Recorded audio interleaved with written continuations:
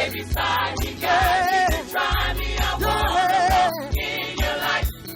I've been looking, searching, trying to find the right way to walk. The Lord is my light, my salvation. Whom shall I fear? The Lord is the strength of my life. And whom shall I be afraid? When the wicked, even my enemy, my faith and trust I put all in thee. Believe you got the world in your hand.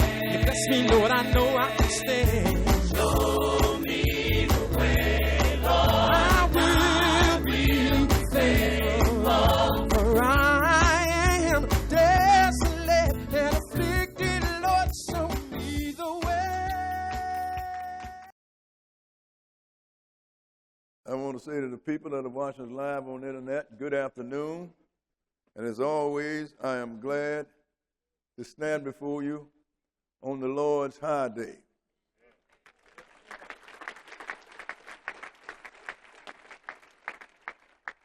I also want to give a shout out to Brother Patterson in Guyana.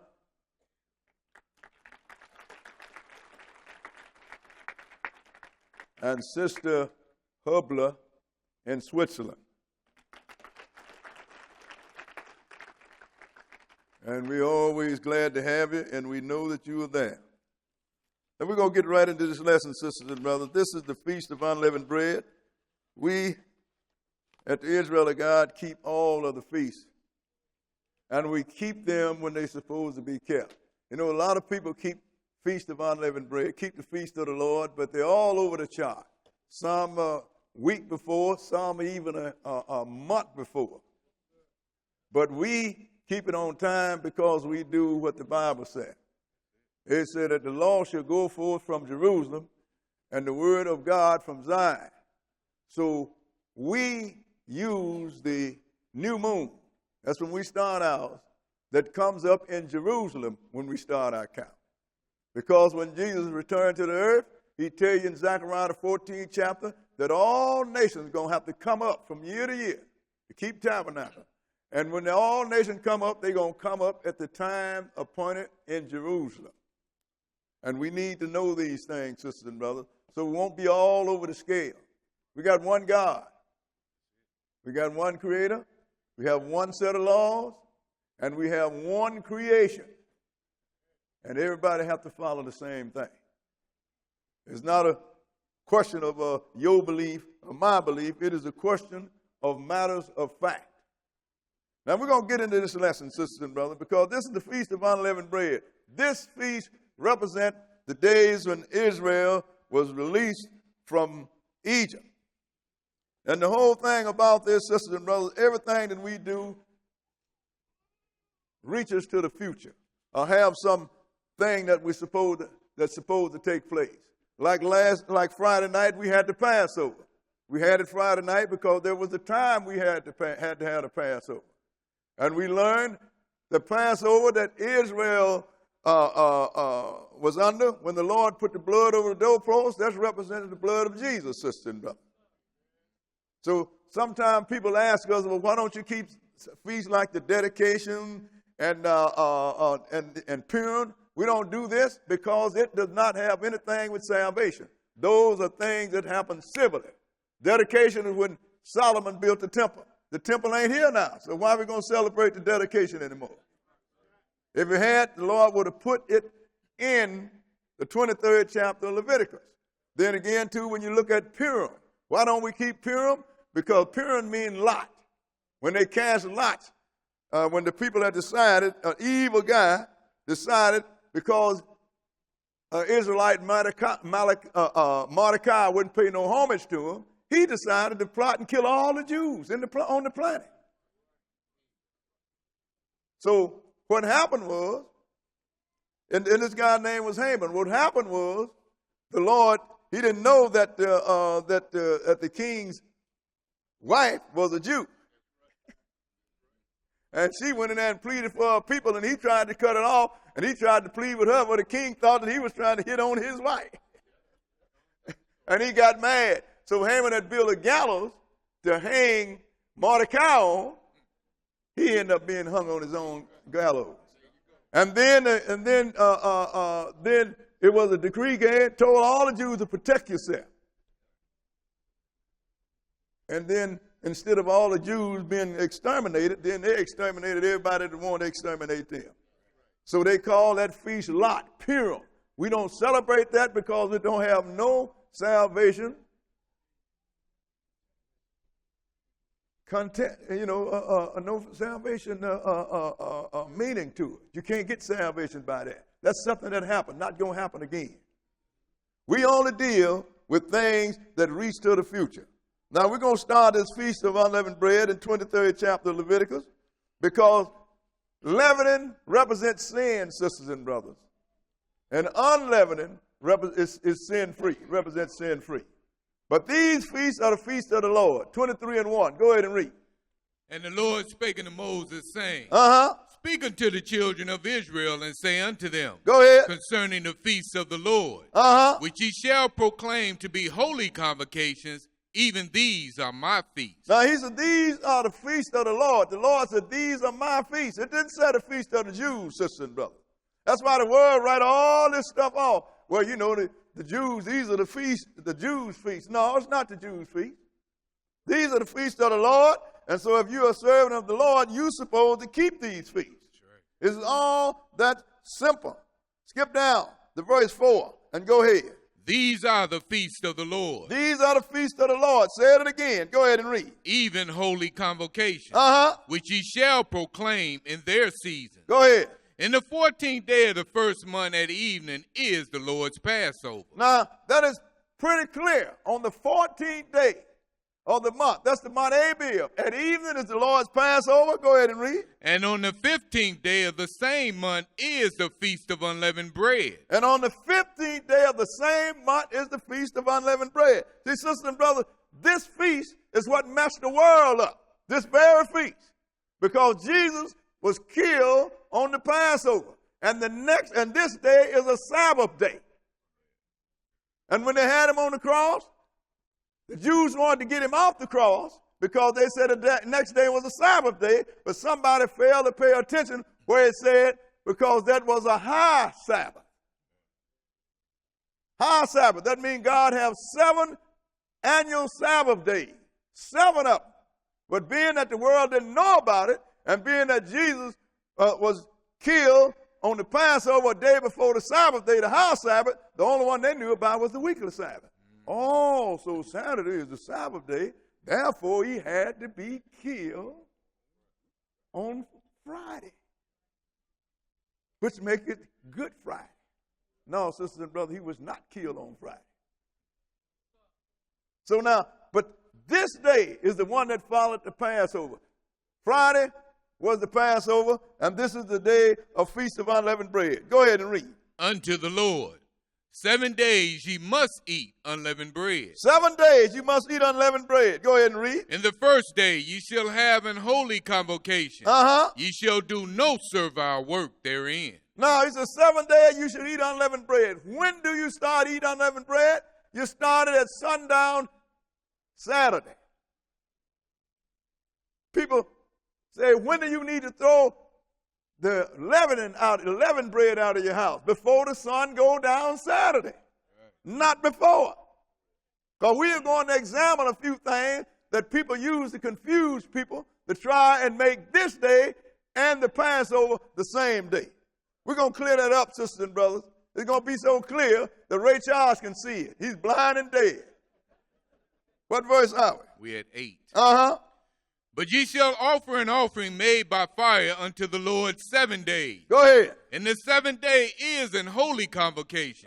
Ye shall do no servile work therein. So this is a holy convocation, a holy gathering. If it was during a week, according to law, you was not supposed to go to your job. This is the day that you take off, sisters and brothers. It just happened that it fell on the first day of the week this time, first day of the weekly week. But this day is a day that you're not supposed to do any servile work. This day. Now let's go into Exodus, the 12th chapter, and pursue this. Exodus chapter 12. Because you have a lot of controversy around these feast days, and the controversy only comes because people don't read, sisters and brothers. And what we're going to do is, I might bore you a little bit, but I'm going to get kind of meticulous about some things because I'm tired of it floating around. A simple thing being confused because somebody simply can't read. Exodus 12, we're going to start reading at verse 1 because we always have to lead into this with the Passover. 12 and 1. Go ahead and read. And the Lord spake unto Moses and Aaron in the land of Egypt, saying, This month shall be unto you the beginning of months. Go ahead. It shall be the first month of the year to you. Speak ye unto all the congregation of Israel, saying, In the 10th day of this month they shall take to them every man a lamb, according to the house of their fathers, a lamb for an house. Now this is the first month. This is our first month. That's why January is not a new year for God's people. This is the new year for God's people. So now, this is the first month. So every man, every family was to set aside a lamb, put him up. And let's see what was going to happen to this lamb. Skip down to verse 5 and go ahead. Your lamb shall be without blemish, a male of the first year. Go ahead. Ye shall take it out from the sheep or from the goat. Now your lamb have to be without blemish, it have to be perfect, and it have to be the firstborn. You can't go down and get any kind of lamb. Go ahead and read. And ye shall keep it up until the 14th day of the same month. And the whole assembly of the congregation of Israel shall kill it in the evening. Now you keep that lamb. You put him up on the 10th day, and you keep him up on the 14th day, and then all of Israel was supposed to kill this lamb. Everybody's going to have a lamb. Now we have people now that don't recognize Jesus. The reason I know, because they're still killing the lamb. Sisters and brothers, then they go down to the meat market or the grocery store or the supermarket and they buy them some lamb. And they say, we're going to have us some lamb. If you insist on doing wrong, I'm going to teach you how to do wrong right. How do you do wrong right? You got to get you a female a sheep. You got to keep her up, and she have the first male, the firstborn, it got to be the male. Then you put that male up on the 10th day of this month. Then you keep that male, and then you sacrifice him on the 14th day of the month. You cannot break a bone in him. You cannot separate the thigh, the shoulders and the thigh. You can't even cut him. You can only skin him, and you have to roast him alive. And you got to eat him up before the sun come up. And all that you don't eat, you got to burn. You cannot go down to your local meat store and get no lamb. It's all that simple. Then you got to get the blood of the lamb and put it over your doorpost. I wonder what would happen if you live in an apartment and your landlord coming there and you got blood all over his door. But if you're going to do it right, you're going to do wrong, that's how to do it right. I just told you how to do wrong right. But we're going to do right. What verse are we? We at 7. Go ahead and read. And they shall take of the blood and strike it on the 2 side posts and on the upper doorposts of the houses, wherein they shall eat it. Now you're going to get it and you're going to strike it over your doorposts. Why? Skip down to verse 12. Verse 12 and go ahead.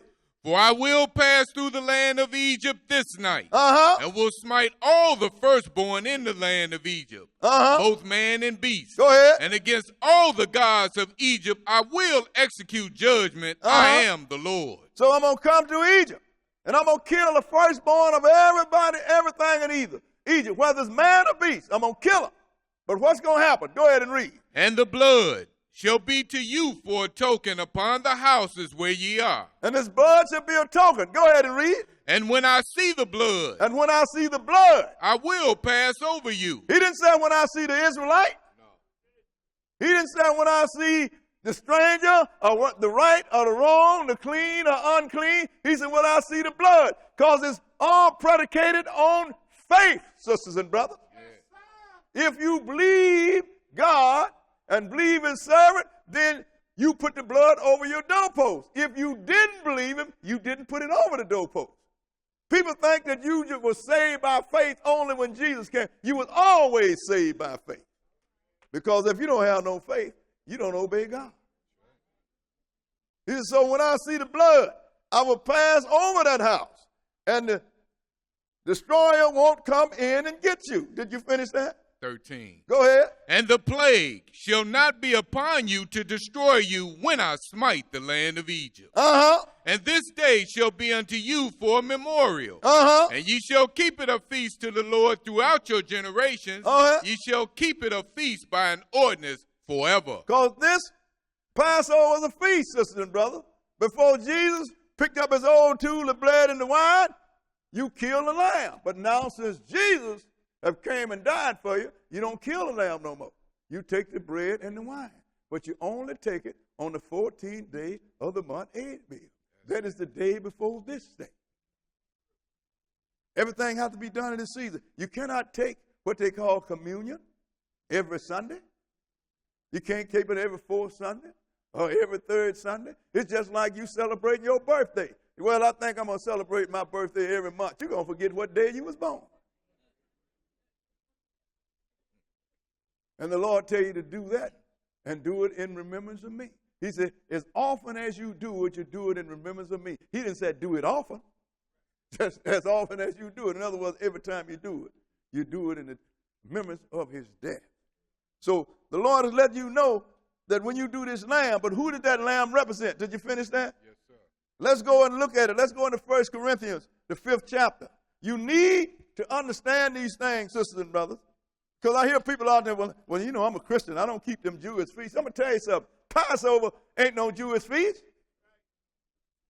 The blood don't just cover Israelites, sisters and brothers. It covers everyone that have faith. This is what it's all about. But somewhere along the line, somebody have separated Israel from Christ. Christ was an Israelite. We are the original Israelites. Every apostle was an Israelite. God kept it so tight until he would not even send a Gentile or a stranger to the stranger. He took Paul, the Israelite, and made him the apostle to the Gentile. You know why? Because the Lord said, you are a chosen nation of priests. Some of my brothers done got it confused. We know we are chosen kings and queens. Brother running around calling the sister high queen, high king. You ain't queen and king or nothing. You ain't even a good priest because you done forgot what your job is.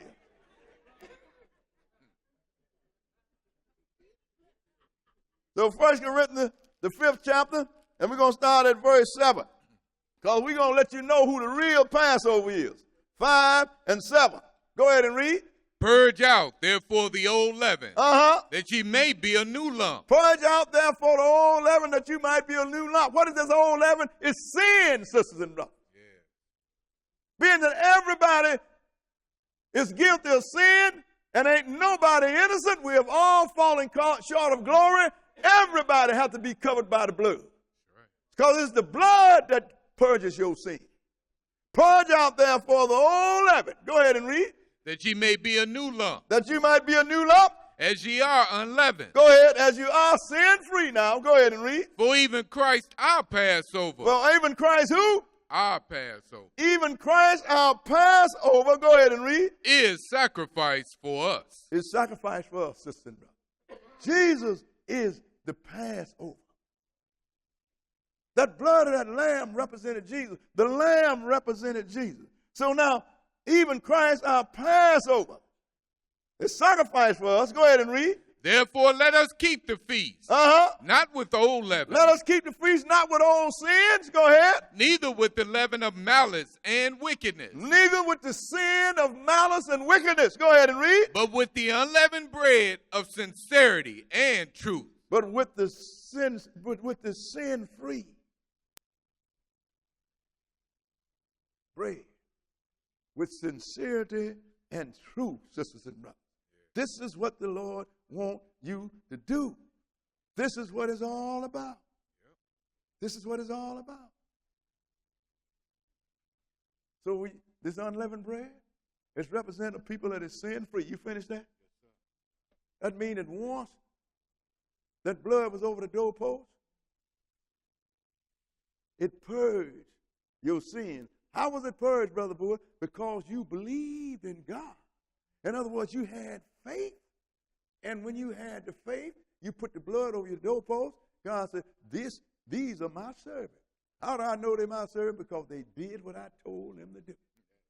Therefore, I'm going to do what I told them I would do. I'm going to pass over them, and I will not let the plague come in and destroy their family. Now, once you've been purged, now you're sin free. That's why the unleavened bread come out the Passover, sisters and brothers. Because you cannot be sin free unless you've been purged by the blood. These things, this is the understanding that we have to come to if we're going to serve God. Now let's go back to Exodus 12th chapter, because we're going to point out some things here. They needed to be pointed out. Maybe some of the new people, you don't understand all these little bitty intricate things we're going to deal with. Keep coming. And make note of what you learn, because sooner or later, once you start talking with some biblical sense, somebody's going to approach you. And it's not going to be friendly. People don't understand what Jesus said when he said, I come not to bring peace but a sword. What is the sword of the Spirit? The Word of God. When you start dealing with that word the way it is, I guarantee you, you're going to have some real detractors. Young woman told me one time, I didn't know my mother could be so mean. I comforted her. I said, it's not your mama. It's that bad spirit that's on her. Give her some time. Exodus 12 and verse 15. Verse 15. And we're going to dissect a few things and learn a few things on our way to learning a few things. 15, go ahead. 7 days ye shall eat unleavened bread. Even the first day ye shall put away leaven out of your houses. For whosoever eateth leavened bread from the first day until the 7th day, that soul shall be cut off from Israel. Now, the spiritual part of this, sisters and brothers, if you don't purge yourself of sin, you're going to be cut off. Yep. And this unleavened bread feast reminds you. He says 7 days. Why 7 days? Because God gave man 7 days. Which he said, a day with the Lord is 1,000 years. From Adam to the white throne judgment is only 7,000 years. That's not that long, sisters and brothers. But this is what he gave me. Well, we got bones. There's 20 million. I prove it. Well, the earth is more than 7,000 years. I said, I know that because the Lord said in the beginning.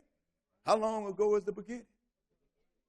So you should eat unleavened bread for 7 days. And once you become free of sin, you're supposed to stay there, sisters and brothers, for the rest of the time that God gave man. Go ahead and read what verse? 16. And in the first day there shall be an holy convocation. And in the 7th day there shall be an holy convocation to you. No manner of work shall be done in them, save that which every man must eat, that only may be done of you. Now he's letting you know, you're supposed to keep this thing. And the only thing you're supposed to do is prepare your food and eat, sisters and brothers. So the whole thing is, he said you have to keep it on the 7th, 1st, and 7th day. Holy convocation. This is a holy gathering here. Yeah. We're here to carry out the word of God. This is holy. 7 days, sisters and brothers. But we're going to look at this 18th verse. Did we get there yet? We finished 17? We're going to look at 18 because I want to dissect this 18th verse just a little bit. Because we're going to read this and I want the brothers to put something on the board here. Read the 18th verse. Go ahead and read it. In the first month of the 14th day of the month at evening. Now pay attention now. In the first month, and the 14th day of the month at evening, go ahead and read. Ye shall eat unleavened bread. Ye shall eat unleavened bread. Until the 21st day of the month at evening. Until the 21st day of the month at evening. Now, brothers read this, people read this and run around and say, well, unleavened bread and the Passover is the same, the first day. Well, put this scale up here. I want to put something up on the screen here. And look at this, sisters and brothers. He said from the first month, from the 14th to the 21st, right? You shall eat unleavened bread. But the book tells you 7 days, didn't it? So let's count this. 14, 1, 15, 2, 16, 3, 17, 4, 18, 5, 19, 6, 27, 21 is 8. You have your 7 days of unleavened bread, and you have 1 day of Passover. So they're not on the same day, are they? See, I have to do this kindergarten stuff, sisters and brothers. Because we have people that don't pay no attention to the scripture. So I want you to understand this. From 14 to 21 is 8 days. Passover and the 7 days of unleavened bread. Okay, let's skip now to verse 21. Because I want this to be understood, because I'm getting tired of having controversy over foolishness. 21, go ahead and read. Then Moses called for all the elders of Israel and said unto them, Draw out and take you a lamb according to your families and kill the Passover. Go ahead. And ye shall take thee a bunch of hyssop and dip it in the blood that is in the basin. Go ahead. And strike the lintel and the 2 side posts with the blood that is in the basin. And none of you shall go out the door of his house until the morning. Now, Moses said, look now, I want you to get some hyssop, put it over the doorpost, and I don't want any of you to go out of your house until morning. That's on the 14th day, sisters and brothers. So they had to stay in the house until the sun come up, until daybreak. Ain't this what we read? What verse was that? Finished 22. Skip down to verse 29 and go ahead.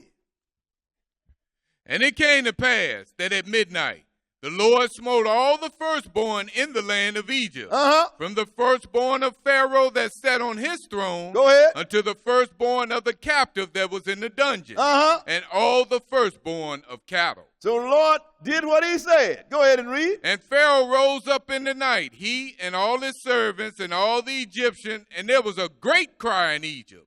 For there was not a house where there was not one dead. Well, I can imagine now the people that were sitting under the blood heard all that screaming and hollering. Because every house had a firstborn, and he said there was not a house where there was not one born. One dead, sisters and brothers, not a house. The Lord killed all them people. But he only passed over those that have faith in him. And how do you know he knew that he had faith in him? By their works. What was their works? They planted the blood over the doorpost. Y'all understand where we're going here? Because you have people running around that you can have faith, but you don't have to have no works. Have faith and don't do works. I guarantee you that death angel will visit you. Go ahead and read. 31. And he called for Moses and Aaron by night and said, Rise up and get you forth from among my people, both ye and the children of Israel, and go, serve the Lord as ye have said. Now he said, get on out here, because serve as you have said. What else did he say? Go ahead and read. Also take your flocks and your herds as ye have said, and be gone, and bless me also. Oh, look like Pharaoh started to fear Israel God too, didn't he? Yeah. And bless me also on your way out. Go ahead and read. And the Egyptians were urgent upon the people, that they might send them out of the land in haste, for they said, We be all dead men. Go ahead. And the people took their dough before it was leavened, their kneading troughs, being bound up in their clothes upon their shoulders. Now they took the dough because it didn't have time to rise. That's what before it was leavened. Leavened means to rise. And they bound it up in the trough. Skip down to verse 38 and go ahead. And a mixed multitude went up also with them, and flocks and herds, even very much cattle. Now it was a mixed multitude went up with Israel. A whole lot of people was down in Egypt from a whole lot of different nationalities. And when they saw what this God of Israel did to Egypt, they wanted to go with the God of Israel. That's right. Because they believed too. The Egyptian wasn't oppressing them. The Egyptian was enslaving the Israelites. But you know, your God done destroyed Egypt. I want to be on your God's side. Right. So it was a mixed multitude. This is a lesson for us in these last days. Come up out of Egypt. Go ahead and read. And they baked unleavened cakes of the dough which they brought forth out of Egypt. Why did they do that? Go ahead. For it was not yet leavened, because they were thrust out of Egypt and could not tarry, neither had they prepared for themselves any victual. So now, that's why they had unleavened bread. The Lord fixed it that way because he had all his prophecy have a dual meaning, have a physical side and a spiritual side. So it didn't have nothing to do with unleavened agents like people running around, well, I got to get the baking soda out the house. I got to get the yeast out of the house. Oh, don't put no eggs in my bread. Even our young days, they were telling you had to throw away the beer because it had hops in it. But the brother was telling me that. I believe they were waiting in the alley.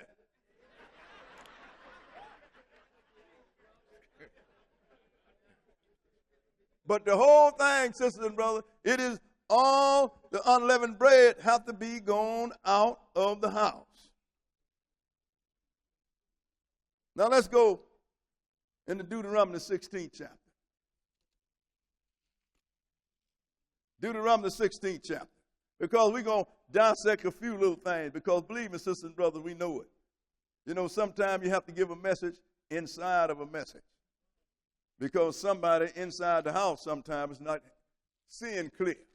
And when I tell people that, sometimes people get offended. Well, you're attacking me. I'm not attacking you. I'm reading the scripture. What I'm trying to do is save your life.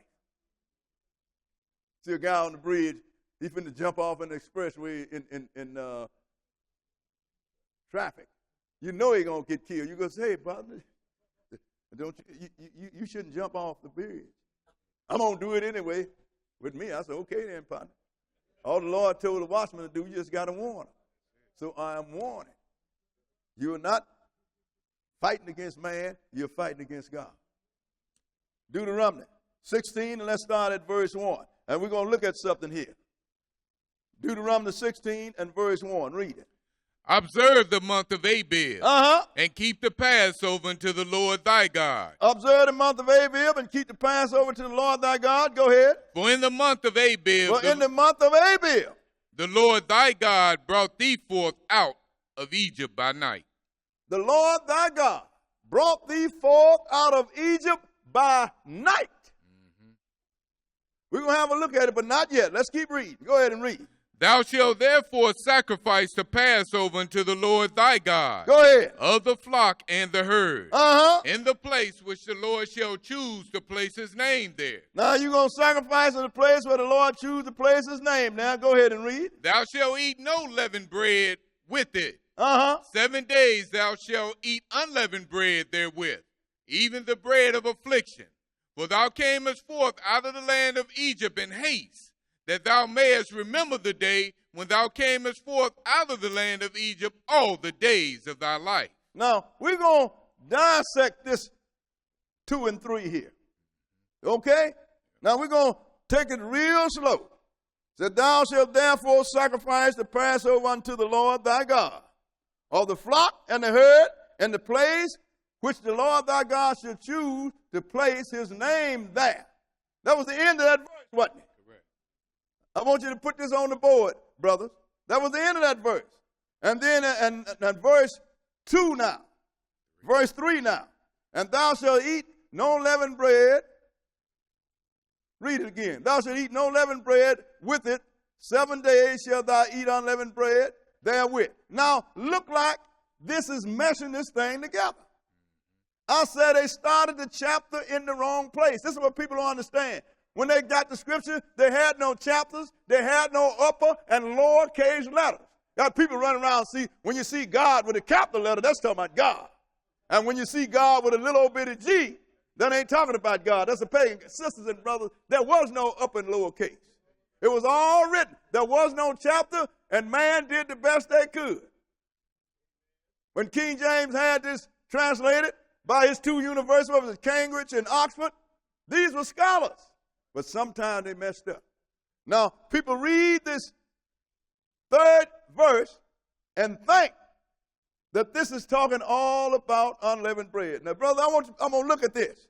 I'm going to show you where the error is made here. Now, you see this? It said, thou shalt therefore sacrifice the Passover unto the Lord thy God, of the flock and of the herd, in the place which the Lord thy God shall choose to place his name there. Thou shalt eat no leavened bread with it. 7 days shalt thou eat unleavened bread, therewith, even the bread of affliction. For thou comest forth out of the land of Egypt in haste, that thou mayest remember the day when thou comest out of the land of Egypt. Now, this was an error. They put the chapter 3 in the wrong place, sisters and brothers. Verse 3, rather, in the wrong place. It should have been here. So when you're being that it's in the wrong place, it make you think that unleavened bread and Passover is the same. But now we just move that chapter and put it in the right place now. This is revised here. Thou shalt therefore sacrifice the Passover unto the Lord thy God of the flocks and the herds in the place where the Lord thy God shall choose to place his name there. Thou shalt eat no unleavened bread with it. With what? With the lamb. Then, chapter 3, 7 days shalt thou eat unleavened bread therewith. Even the bread of affliction, and thou comest forth out of the land of Egypt in haste, that thou mayest remember the day, this day when thou comest out of the land of Egypt. Now you see how that the verse being put in the wrong place can make a difference.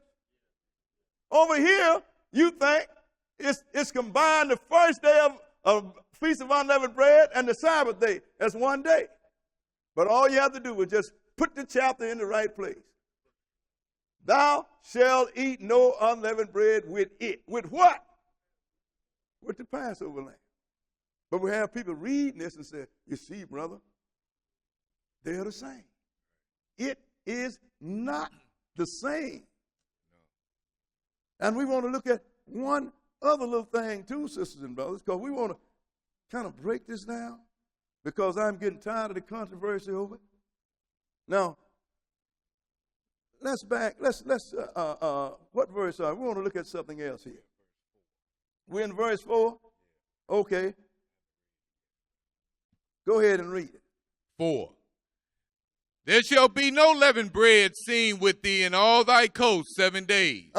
Neither shall there anything of the flesh which thou sacrificest the first day at even remain all night until the morning. Now, you don't leave nothing until the morning. All of it have to be done, sisters and brothers. I mean all of it. And then didn't the Lord tell you to stay in your houses? Yeah.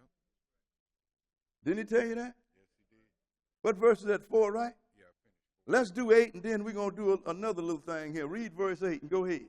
6 days thou shalt eat unleavened bread, and on the 7th day shall be a solemn assembly to the Lord thy God. Thou shalt do no work therein. It's solemn assembly, sisters and brothers. You still have to have a feast on that day, because the first day was a solemn assembly, because all of God's feasts are solemn.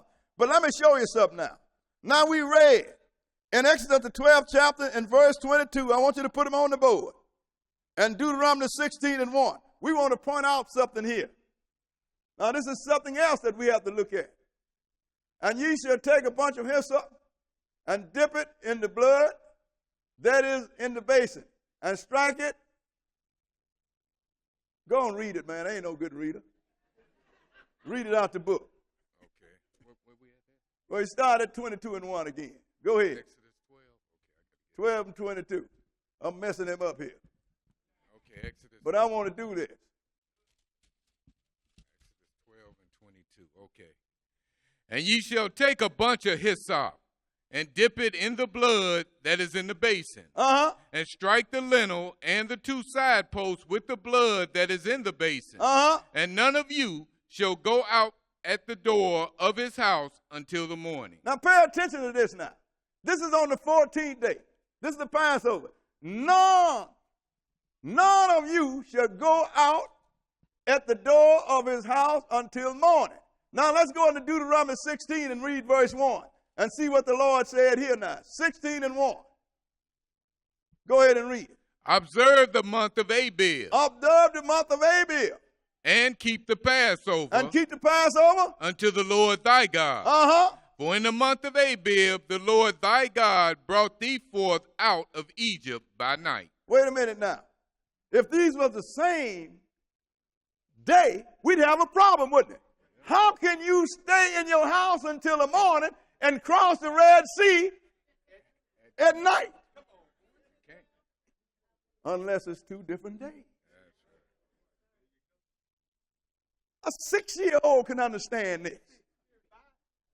Sometimes when people keep trying to tell you that a duck look like a chicken, that a duck is a chicken, then you have to go get you a chicken and a duck and put them both on the table. So you got your chicken and your duck. You cannot stay in the house and cross the Red Sea the same night. Is that clear? We shouldn't have no more trouble with that. If anybody else have trouble with that, then you are not confused. You are just playing devil's advocate and playing for Satan. It's all that simple, sisters and brothers. I am tired of it. Now we're going to go further. What was it that we cut off at? Let's go into Exodus the 13th chapter now. Exodus chapter 13. I just wanted to clear that up because I get tired of getting phone calls and people trying to make that point. Read the book. It'll tell it. Exodus 13 and verse 1. Okay, go ahead. And the Lord spake unto Moses, saying, Sanctify unto me all the firstborn, whatsoever openeth the womb among the children of Israel, both of man and of beast, it is mine. So he said, I want you to sanctify because he killed the firstborn in Egypt. So instead of him killing the firstborn in Israel, he said, you just sanctify, they mine. Firstborn belong to God. Why? It's because he killed the firstborn down in Egypt. Go ahead and read what verse? 3. And Moses said unto the people, remember this day in which ye came out from Egypt, out of the house of bondage. For by strength of hand the Lord brought you out from this place. Go ahead. There shall no leavened bread be eaten. He said, I want you to remember this feast of unleavened bread, because this is the day that the Lord brought you out of bondage. And I want you to remember this day, and you shall eat no leavened bread for 7 days. In other words, since you come under the blood of Jesus, remember that he purged you of your old sin and gave you a second shot at immortality. Yes, sir. So you keep it. Because if you walk off from under the blood of Jesus, it would have been the same if you had walked off from under the blood in Egypt. The death angel will get you. Yep. And that means eternal death angel. Understand this, sisters and brothers, because this is your salvation that's on the line. Yep. What verse? 4. Go ahead. This day came ye out in the month Abib. This day came ye out in the month of Abib, and we know that day was the 15th day.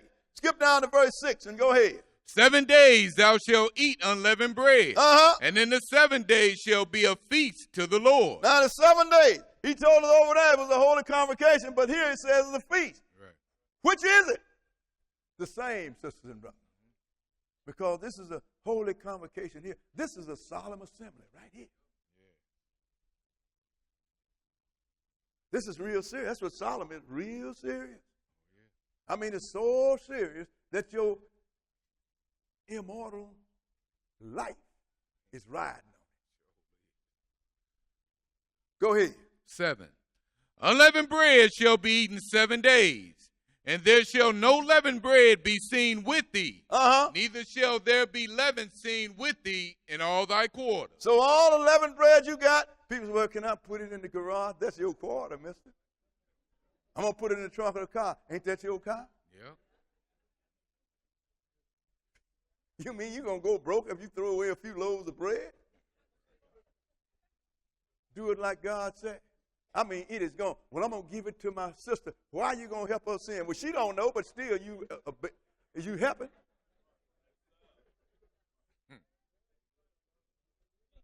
A 6-year-old don't know he should drink, but if you give it to him, he's going to drink it, ain't it? But being you know, you don't give it to him. Ain't that correct? Well, I'm going to give it to my mama. Then when the bread is over with, well, mama, you know that bread I gave you? Come on, what verse? Skip down to verse 10. Verse 10 and go ahead. Thou shalt therefore keep this ordinance in its season from year to year. You have to keep it in its season from year to year. You can't bounce around with it. Nope.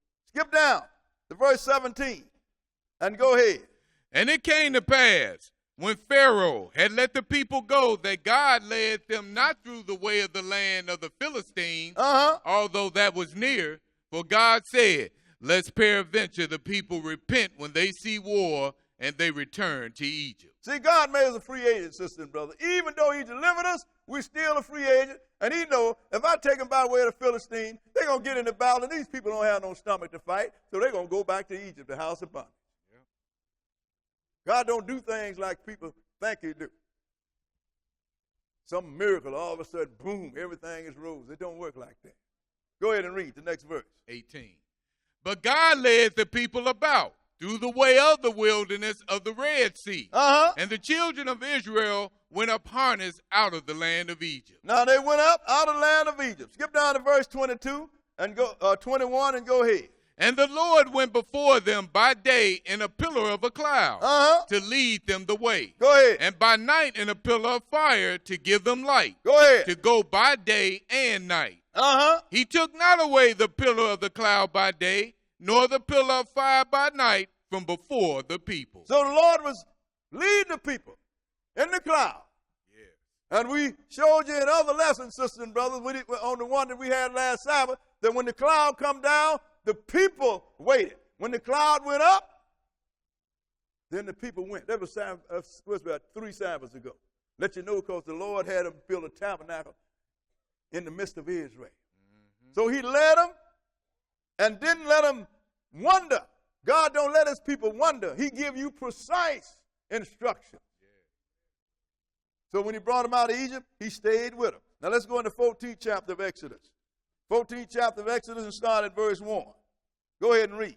And the Lord spake unto Moses, saying, Go ahead. Speak unto the children of Israel that they turn and encamp before Pi-hahiroth, between Migdol and the sea. Go ahead. Over against Baal-zephon, before it shall ye encamp by the sea. For Pharaoh will say of the children of Israel, they are entangled in the land. The wilderness have shut them in. And I will harden Pharaoh's heart, that he shall follow after them. And I will be honored upon Pharaoh and upon all his hosts, that the Egyptians may know that I am the Lord, and they did so. Now the Lord destroyed Egypt, killed the firstborn, but he wasn't through with them then.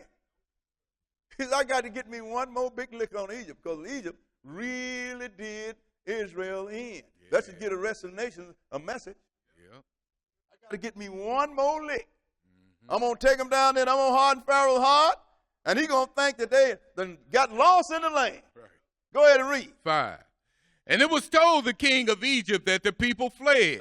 And the heart of Pharaoh and of his servants was turned against the people. And they said, why have we done this? Go ahead. That we have let Israel go from serving us. Why have we let this free labor get away from us? This was our first labor, sisters and brothers. This is what people don't understand. I hear people all the time, my African brother. I said, you better find out who your first labor was. Egypt, Ham's second oldest son, Mizraim.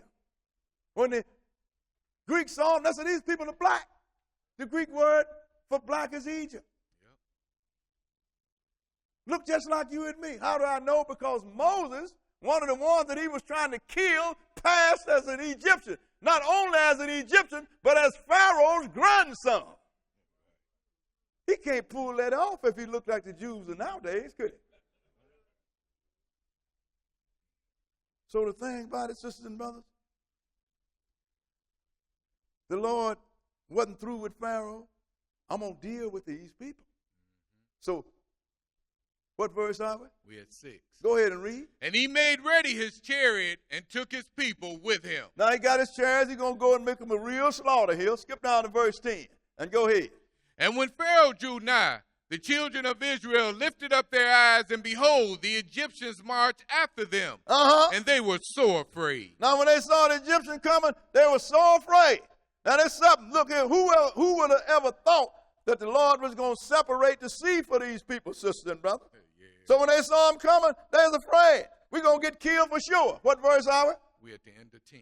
Go ahead and finish it. And the children of Israel cried out unto the Lord. And they cried, and we do that now, but we don't do it right. Skip down to verse 13 and read it. And Moses said unto the people, fear not, stand still and see the salvation of the Lord, which he will show to you today. Go ahead. For the Egyptians whom you have seen today, ye shall see them again no more forever. Don't be afraid, because these same Egyptians that's coming after you, you're not going to see them again ever anymore.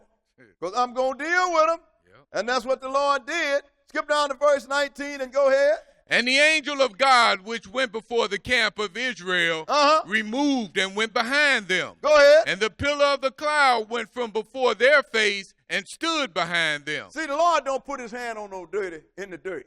He got the angels for that. Mm-hmm. But he was in the cloud. So he told an angel, go in and stand in between, and then he took that cloud and went in between, sisters and brothers.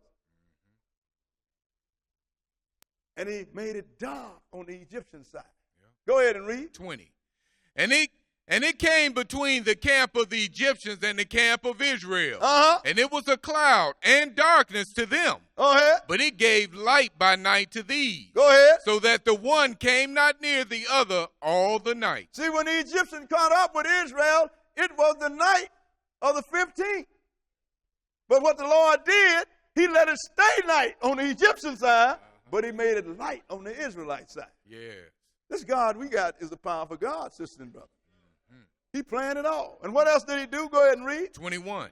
And Moses stretched out his hand over the sea, and the Lord caused the sea to go back by a strong east wind all that night, and made the sea dry land, and the waters were divided. Now, see, this is what's going on. Nobody paid no attention. Now, all that night, while Israel was right at the edge of the Red Sea, the Lord had a daylight, and Moses, all that night, it took separating that sea. Yeah. And once he got it separated, Israel went into it. Now, if they was at home, if it was the Passover, then they'd have been in the house, right? They would have had to bring their houses with them. Maybe they had mobile homes, huh? What verse are we? We're at 22. Go ahead and read. And the children of Israel went into the midst of the sea upon the dry ground. And the waters were a wall unto them on their right hand and on their left. Go ahead. And the Egyptians pursued and went in after them to the midst of the sea. That lets you know that God had to mess with their mind. Ain't no way. He done destroyed Egypt. Now he done split the sea for these people. And they go in the water on each side, and I'm going to follow them to kill them. I mean, something's messing with my mind. I ain't going now. Right. But that's why I said the Lord hardened his heart. Because when the Lord owe you something, he's going to collect, and you can't do nothing. He will say, well, I'm going to make you knock yourself out. He'll make you hit yourself until you go down. And you can't stop it. Who in their right mind would follow these Israelites into the sea? Go ahead and read what verse? 23. Even all Pharaoh's horses, his chariots, and his horsemen. And it came to pass that in the morning watch the Lord looked unto the host of the Egyptians through the pillar of fire and of the cloud, and troubled the host of the Egyptians. Now the Lord peeped through the clouds and troubled them. What did he do? And took off their chariot wheels. No, he had an angel down there take the wheels off. He took the wheels off. Now you can't drive fast. Your chariot is dragging. Yep. See, God do practical things, sisters and brothers. People have been taught spookery. God ain't going to do, he's going to do like poof, all of a sudden the chariot is going to disappear. No, just take the wheel off the chariot.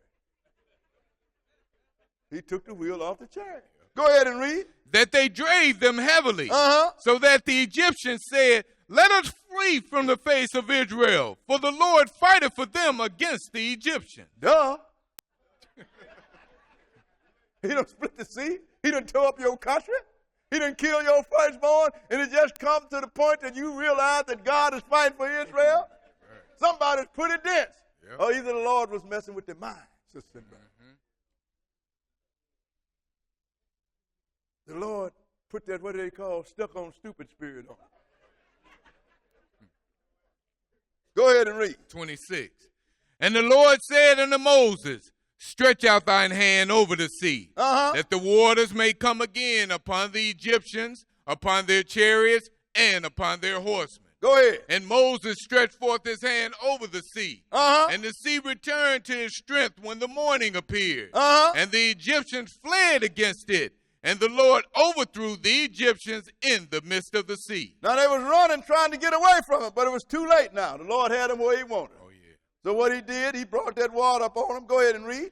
And the waters returned and covered the chariots and the horsemen and all the host of Pharaoh that came into the sea after them. There remained not so much as one of them. He killed them all, sisters and brothers. Yeah. I mean, every one of them. Didn't leave one. Skip down to verse 30 and read it. Thus the Lord saved Israel that day out of the hand of the Egyptians. And Israel saw the Egyptians dead upon the seashore. Now look at this. People should have been the best people on the planet. Sure. They got off in the wilderness. They didn't watch the Lord work 10 plagues, 3 of which they was a part of, but then 7 he delivered them. Then he took and drowned all of them in the sea, and the Lord got them off into the wilderness and called and he come and met them face to face, gave them the 10 commandments, and then told Moses to come up here, I'm going to write them down. And he wrote the 10 commandments in the stone with his finger. While he was writing them, Israel turned to paganism. We don't know what this Moses is that brought us out of the sea. Yeah. Told Aaron, make us a god. Yeah. And Aaron said, take the earrings out of your ear. He made gods, and then he put the gods up there and said, these be the gods, O Israel, that led you out of Egypt. If you can be more stupid than that, I can sell you anything. Everybody knew that the gold come out of the ear. While Moses was getting the commandments, they sinned against God. Yep.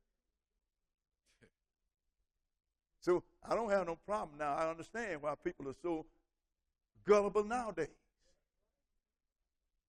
So Israel left on the 15th day of the month. Abib, sisters and brothers. Not on the 14th day. Now let's go into Numbers, chapter 33. Numbers chapter 33. Because the Lord wants us to remember this powerful day, sisters and brothers, because he wants to let you know his power. Yeah. And all his power is unapproachable. Nobody can stop it. But you can profit from it by simply obeying. If he tells you to do something, do it. Believe it. If God said you can fly, fly. He told Peter, when he was walking on water, Peter said, if that's you, Lord, let me come to you. Come on. Peter got up and walking on water. Then all of a sudden that man mind fell into play. He lost his faith, then he started to sink. Jesus, why did you doubt? Oh, you a little faith. He was walking on water. Because the Lord said he could do it. But it's all according to faith. See, people tell you what they think faith is, but Israel know what faith is. Because we have experienced faith. We are the original Christians. That's why I tell my Hebrew brothers, stop ragging on Christianity. And claim it. Bring it back to you and get the garbage from around it and put the good product back on the table. We know how. Can't nobody else do it. Claim it. Claim it. But let's look at this trip now.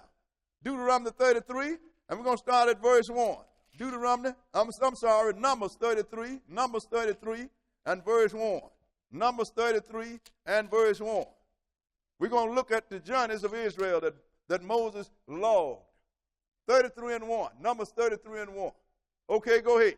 These are the journeys of the children of Israel, which went forth out of the land of Egypt with their armies under the hand of Moses and Aaron. Go ahead.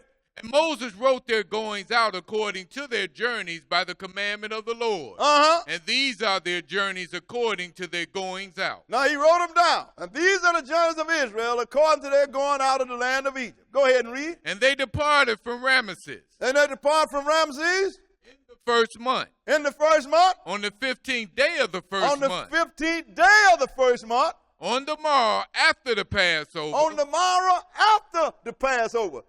Do I have to interpret that? Nope. Finish that.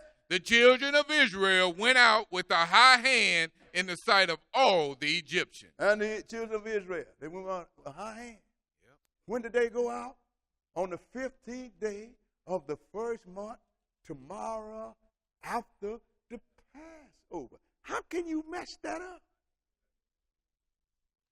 I don't see how anybody can mess that up. Looks like you just got a blob of meat in between your ears instead of a brain. How can you mess that up?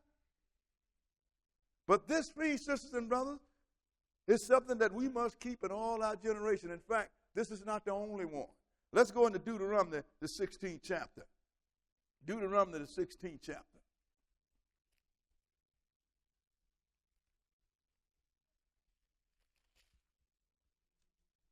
Because the Lord have told us, and we have to do this. This is in every generation. Yeah. So when Israel kept all these feasts, don't you know the mixed multitude kept them with them too? Because these are the feasts of the Lord. Right. I'm trying to impress this on the world, sisters and brothers. The world is looking at us. We have evidence. And let them know that this is for them as well as Israel. God is so small in the minds of some people that he will save one little old family out of all the families on earth. Come on, brother. Somebody is woefully small-minded. Deuteronomy 16 and verse 16. Deuteronomy 16 and 16. Go ahead. 3 times in a year shall all thy males appear before the Lord thy God in the place which he shall choose. 3 times a year. Go ahead, what are they? Go ahead and read. In the feast of unleavened bread. That's this feast that we are observing tonight. Go ahead, today, go ahead. And in the feast of weeks. And the feast of weeks, which is the Pentecost, sisters and brothers. Why it's called the feast of weeks? Because the Lord said, you shall wave a sheaf of the first fruit of your harvest before God. Yep. On the day after the Sabbath day, that means you wave it on the first day. Then you count 7 Sabbaths, which is 49 days, and the day after the Sabbath, you add 1 day, 50. So that's why Pentecost always has to be held on the first day of the week. You know why? Because it represents something else. Go ahead and read. And in the Feast of Tabernacles. And in the Feast of Tabernacles. That is called the Feast of Ingathering. That is the time when the Lord is going to gather all of the people. Finish that. And they shall not appear before the Lord empty. Now this is one time when you ain't put nothing in the plate all year. This is the time you put something in the box. I ain't telling you for our sake. I'm telling it for your sake. Because God that we serve, I tell a whole lot of people that I tell them over and over. On the cattle, on 1,000 hills, his servant do not have to beg for money. You notice you don't ever see no plate stuck in your face? We don't even talk about it. You know why? Because the Lord said, had it written, he knows what we have need of. He take care of his people. So this night is the night day that you do something if you ain't never done. If you ain't got but 2 pennies, leave them.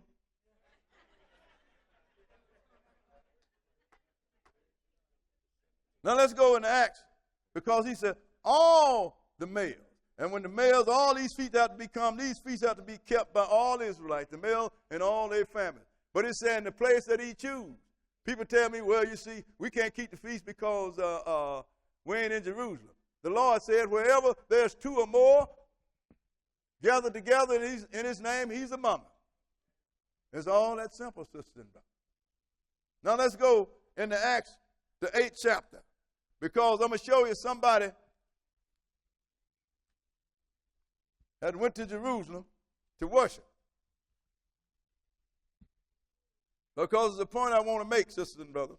Because this Israelite have a long history of thinking that we are the only ones that God going to deal with. Acts 8. And we're going to start at verse 26. Acts 8 and verse 26. Okay, go ahead. And the angel of the Lord spake unto Philip, saying, Arise, and go toward the south unto the way that goeth down from Jerusalem unto Gaza, which is desert. Now this Philip, he wasn't one of the disciples, you know. And so the angel told him to go down there because he wanted him to do something. Go ahead and read. And he arose and went, And behold, a man of Ethiopia, a eunuch of great authority under Candace, queen of the Ethiopians, who had the charge of all her treasure and had come to Jerusalem for the worship. Now, he had been to Jerusalem to worship because he was an Israelite. And we're going to show you why. Go ahead and read. Was returning and sitting in his chariot, read Isaiah the prophet. Go ahead. Then the Spirit said unto Philip, Go near and join thyself to this chariot. And Philip ran thither to him and heard him read the prophet Isaiah and said, Understandest thou what thou readest? And he said, How can I? This is something that people need to pay attention to. He said, Do you understand what you're reading? That's what he asked the Ethiopian. He said, How can I? Go ahead and read. Except some man should guide me. Except the man should guide me. You have to be taught, sisters and brothers. Yes. How can I except the man guide me? Go ahead and read. And he desired Philip that he would come up and sit with him. So now, and Philip got up and saw him. Not only did he sit and teach him, he baptized him. But the point I'm making is this Ethiopia had a high office in the Ethiopian, under Queen Candace's administration, but he kept the law. He came to Jerusalem to keep the feast day. Yep. Brother Bull, how do I know? How do you know that he was an Ethiopian Israelite? Because I'm going to show you. Israel wasn't dealing with nobody else at that time. Let's go over to Acts the 11th chapter.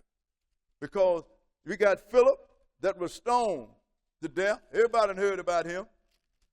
Well, Paul was sitting there holding the coats of them that were stoning him.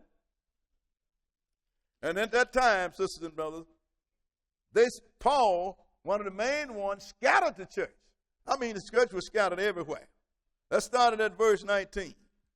Acts 11 and verse 19. Acts 11 and verse 19. Okay, go ahead. Now they which were scattered abroad upon the persecution that arose about Stephen. Well, it's Stephen's the one. I'm sorry, not Philip.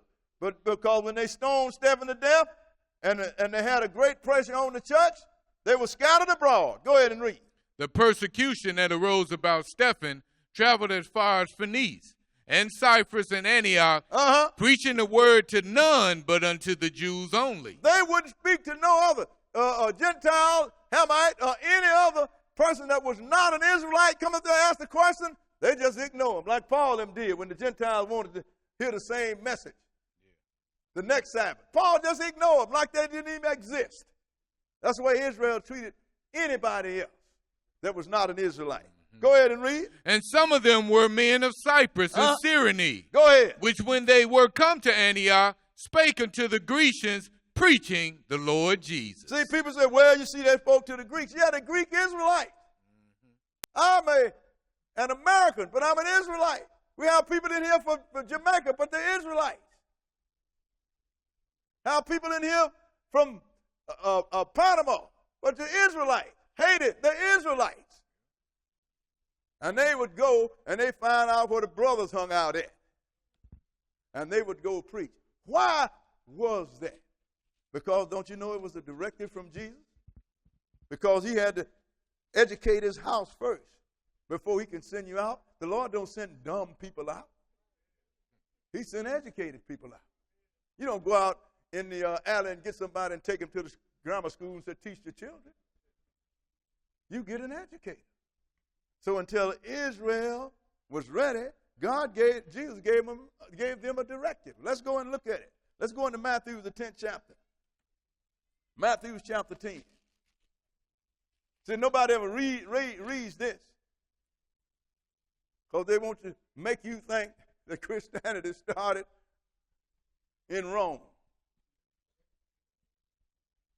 It did not start in Rome. In fact, everything they do in Rome, I could tell the Catholic more about the Catholic Church than he knows. You know why? Because it is built after the order of the Levitical priesthood. We got the booth there. We got the veil there. Then when you go there, God pull the veil up. Then you go there and say, forgive me, Father, for I have sinned. But the veil ripped when Jesus died. Now you're under the order of Melchizedek. You cannot be under two priesthood orders at the same time. Jesus terminated the Levitical priesthood order for the time anyway. But I know all the things, like when you come up on the altar, you had to have bells on your garments so the Lord will hear you and won't kill you. So they don't do it on the garment. What they do, they come in with a bang, bump, bing. Everything they do, I know what they're doing. You know why? Because they took that from me. That's why I know the modern day Christianity that started after 7 AD is wrong. You know why? Because I gave it to them. I'm going to give you a Cadillac and you roll up in a Volkswagen and say, this is what it is. Pilsen, I gave you a Cadillac. So this is why them guys wouldn't preach to nobody. And this is why I knew that Ethiopian was an Israelite. 10 and 1. Matthew 10 and read verse 1. Go ahead and read. And when he had called unto him his 12 disciples, he gave them power against unclean spirits to cast them out, and to heal all manner of sickness and all manner of disease. So when the Lord sends you somewhere, he equips you. Skip down to verse 5 and go ahead.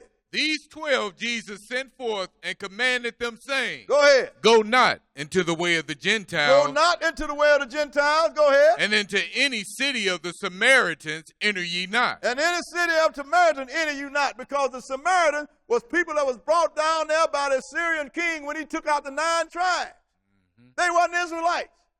In fact, they didn't know how to serve the God of Israel. He sent lions in there and killed them. And they appealed to the king of Assyria, said, we don't know the customs of the God of this world, and he's killing us. Then he sent one Levite back there and taught them people. But they feared God, but they still served their own God. Yeah. But God said, I'm going to get my respect. So now, he said, go not in the way of the Gentiles, and don't go into any city of Samaria, enter not. Go ahead and read. But go rather to the lost sheep of the house of Israel. But I want y'all to go only to the lost sheep of the house of Israel. See, Judah, Benjamin, and Levi wasn't lost.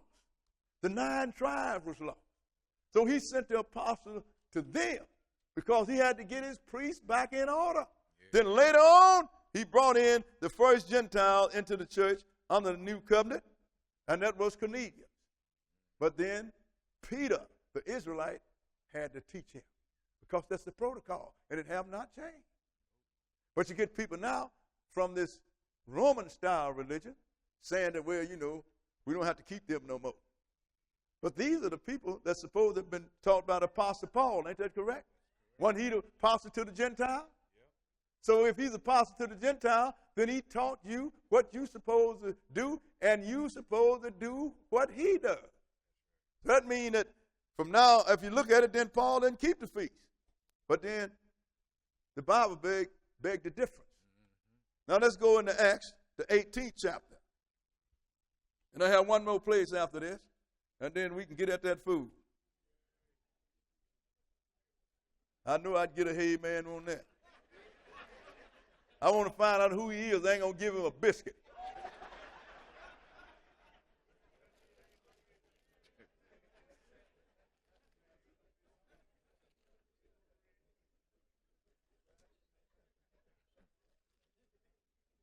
I don't hear no noise now, do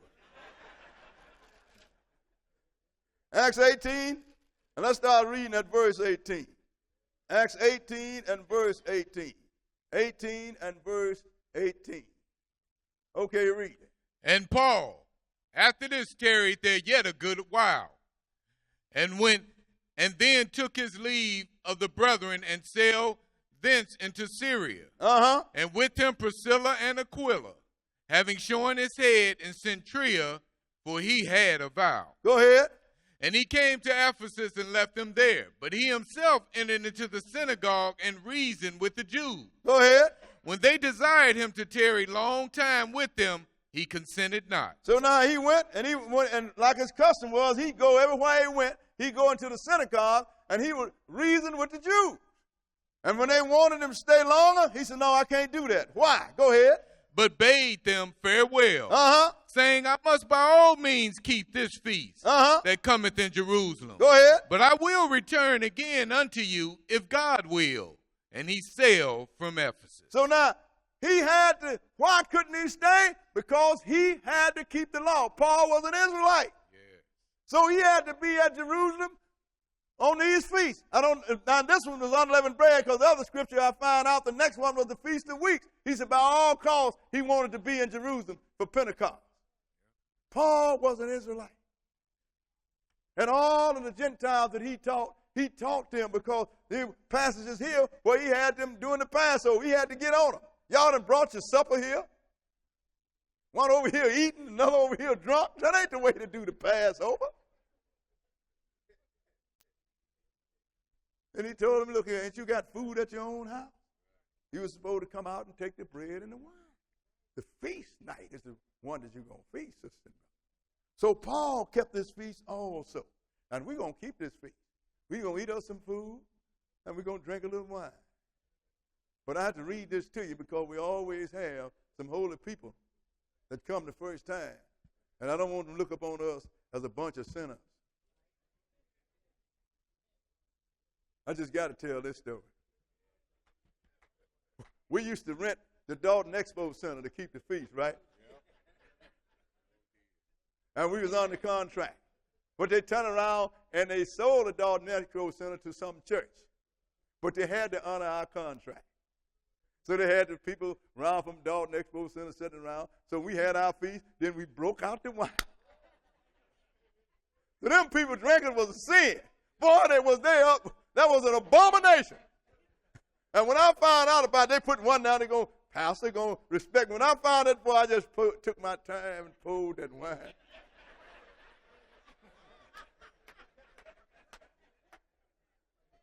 And they was upset, but they couldn't do nothing because you can't breach the contract. But why did we do that? We're going to show you. Let's go into Deuteronomy, the 14th chapter. Deuteronomy chapter 14. See, sometimes, sisters and brothers, you can have a little fun with people when you know what the truth is. It ain't funny if you're breaking the law. But when you get somebody that's uninformed, sometimes you make them suffer for being stupid.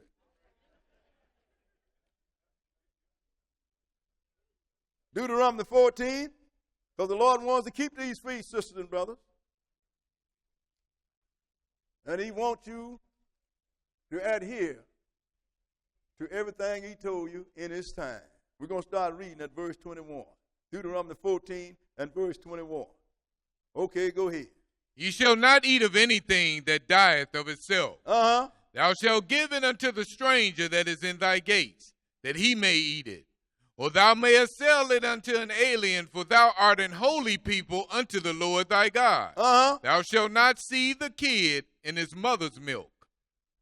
Go ahead. Thou shalt truly tithe all the increase of thy seed that the field bringeth forth year by year. And thou shalt eat before the Lord thy God in the place which he shall choose to place his name there. Go ahead. The tithe of thy corn, of thy wine, and of thine oil, and the firstlings of thy herds and of thy flocks. Now this feast is supposed to have separate tithes for these feasts, sister and brother. Not the tithes you pay all year. But we don't push it. If you read the book, you know what you have to do. So you have to set it, for whatever it is for this feast, you set it aside. Go ahead and read. That thou mayest learn to fear the Lord thy God always. Go ahead.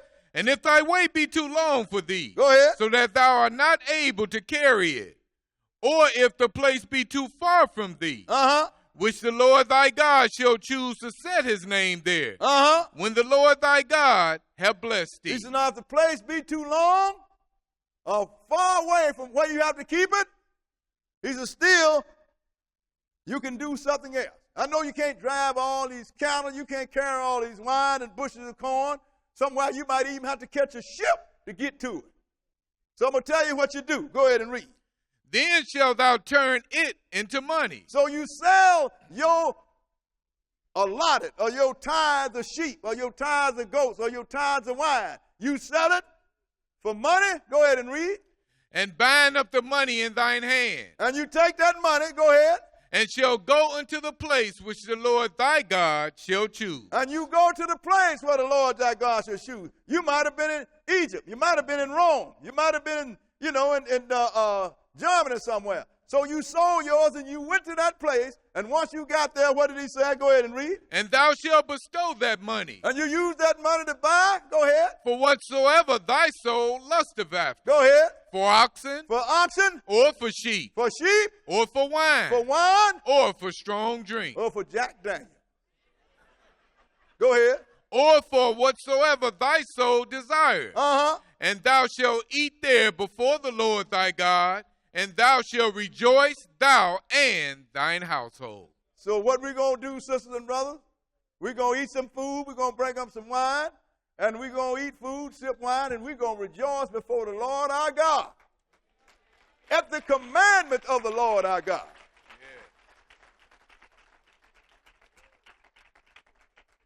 So now I'm going to bless the table.